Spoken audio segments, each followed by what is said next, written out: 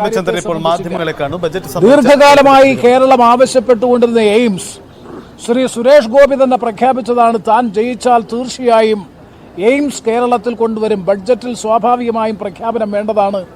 നിലവിലെ ബഡ്ജറ്റ് പ്രസംഗത്തിൽ അതിനെ സംബന്ധിച്ചൊന്നും പരാമർശിച്ചിട്ടില്ല.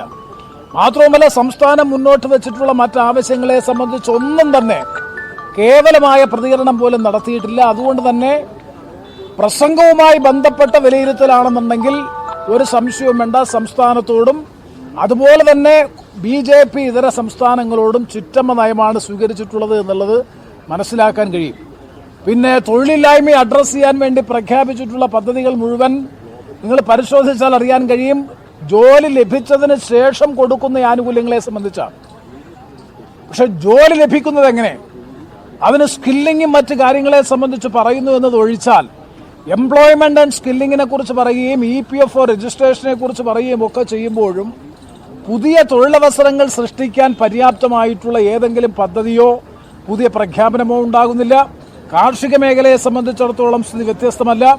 നിലവിലുള്ള പദ്ധതികളെ റീഇൻസ്റ്റേറ്റ് ചെയ്യുന്നു, അല്ലെങ്കിൽ നിലവിലുള്ള പദ്ധതികളെ സംബന്ധിച്ച് വീണ്ടും സ്ഥിരീകരിച്ച് പ്രഖ്യാപിക്കുന്നതല്ലാതെ പുതിയ ഒരു പ്രഖ്യാപനവും പുതിയ ഒരു പദ്ധതിയും ഇല്ല എന്നുള്ളതാണ് ബഡ്ജറ്റിനെ സംബന്ധിച്ച് പ്രാഥമികമായി വിലയിരുത്തുമ്പോൾ മനസ്സിലാക്കാൻ കഴിയുന്നത്. NK പ്രേമചന്ദ്രന്റെ വാക്കുകളാണ് കേട്ടത്. കേരളത്തിന് അവഗണന എന്നതാണ് പ്രതിപക്ഷത്തിന്റെ ആദ്യ നിലപാടായി പുറത്തു വരുന്നത്. NK പ്രേമചന്ദ്രൻ പറയുന്നു കേരളത്തിന്റെ പ്രഖ്യാപിത ആവശ്യങ്ങൾ ഉണ്ടായിരുന്നു, അതിലൊന്നും പരാമർശിക്കുന്നില്ല. എയിംസ് എന്ന പ്രഖ്യാപനം ഒന്നും കേരളത്തിന് അനുകൂലമായി ഉണ്ടായിട്ടില്ല എന്നതൊക്കെയാണ് വിമർശന വിധേയമായി പ്രതിപക്ഷം സൂചിപ്പിക്കുന്നത്. NK പ്രേമചന്ദ്രനാണ് ഇക്കാര്യത്തിൽ നിലപാടെടുത്തിരിക്കുന്നത്. കിരൺ, ബജറ്റുമായി ബന്ധപ്പെട്ട രാഷ്ട്രീയ വിവാദങ്ങൾക്ക് പല തലങ്ങളിലേക്ക് പോകേണ്ടി വരും. ഒന്ന്, BJP രണ്ട് സംസ്ഥാനങ്ങൾക്ക് പ്രത്യേക പരാമർശം നൽകി, പ്രത്യേക പരിഗണന നൽകി എന്ന വിമർശനം എനിക്ക് തോന്നുന്നു BJP നേതൃത്വത്തെ ചോദ്യം ചെയ്യുന്ന, മുന്നണിക്കകത്ത് പ്രതിസന്ധി ഉണ്ടാക്കുന്ന ഒരു തുടർ ചർച്ചകൾക്ക് ഇടവെക്കുന്ന പ്രശ്നമായി മാറുമെന്ന്. എന്താണ് ഇതിന്റെ രാഷ്ട്രീയം കാണാൻ കഴിയുന്നത്? സജിത്ത്, അതിന്റെ രാഷ്ട്രീയത്തിലേക്ക് തൊട്ട് കടക്കും മുമ്പ് കേരളത്തിൽ നിന്ന് പ്രേമേന്ദ്രൻ ആദ്യ അഭിപ്രായം പറയുന്നു കേരളത്തെ അവഗണിച്ചു എന്ന്.